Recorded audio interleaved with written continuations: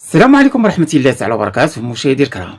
اليوم إن شاء الله غنتناولوا واحد النقيطة وهو ديال المناورات العسكرية اللي غتكون ما بين المغرب وفرنسا بمدينة الرشيدية، وأشنو يعني كانت ردة الفعل ديال النظام العسكري. النظام العسكري يعني يستدعي السفير الفرنسي في الجزائر، لكن يعني البيان لما غادي يخرج ما كانش يعني مجرد يعني استدعاء، وإنما كان استقبال، حيث يعني البيان كان في بأن تم استقبال يعني السفير الفرنسي للمشاورة معه، ويعني طلب توضيحات علاش فرنسا يعني تجري يعني مناورات مع المغرب في الرشيدية، واشنو يعني هذا الاجراء اللي خدات فرنسا، وهذا غادي يزيد يعني يشعل العافيه. مشاهدي الكرام، فالجزائر شفناها لينت الخطاب ديالها مع النظام العسكري مع فرنسا، ما الرسائل اللي بغات دوزها الجزائر؟ واش خافت ان يعني النظام يعني خافت ان يعني فرنسا تزيد تمشي مع المغرب لفتح ملف الصحراء الشرقيه؟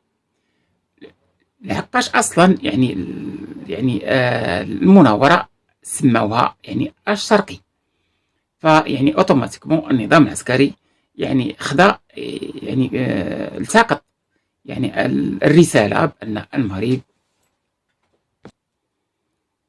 فالجزائر التقطت يعني الاشاره بان المغرب يتحرك الى الصحراء الشرقيه، والصحراء الشرقيه هي العصب وهي يعني النواه ديال المشكل. فالجزائر لما اخترقت يعني النظام او الكيان الوهمي البوليزاريو، فكانت به يعني الاساس باش تلهي المغرب على الصحراء الشرقيه. والصحراء الشرقيه الكل يعلم الحيثيات ديالها، وان ما كملتش يعني داكشي اللي كان غادي يوصل ليه الحسن الثاني مع بوذياف قبل ما يتقتل.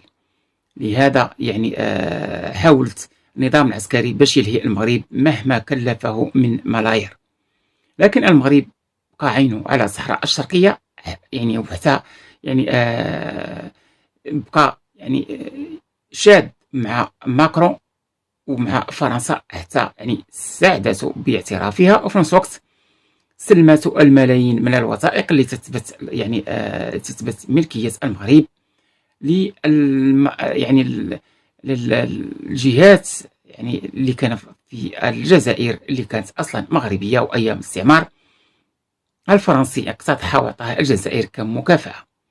مشاهدي الكرام، خليكم يعني ديروا لنا التعليق وتقولوا يعني وجهة نظركم، واش الجزائر عندها الحق باش تحتج بهذاك البيان ان المغرب غادي يدير في البلاد ديالو مناورات، وبان يعني بغات على فرنسا باش ما ديرش مناورات؟ واش من حقها هي تاثر على فرنسا اللي بلاد عندها سياده والمغرب عنده سياده وحر يدير اللي بغى؟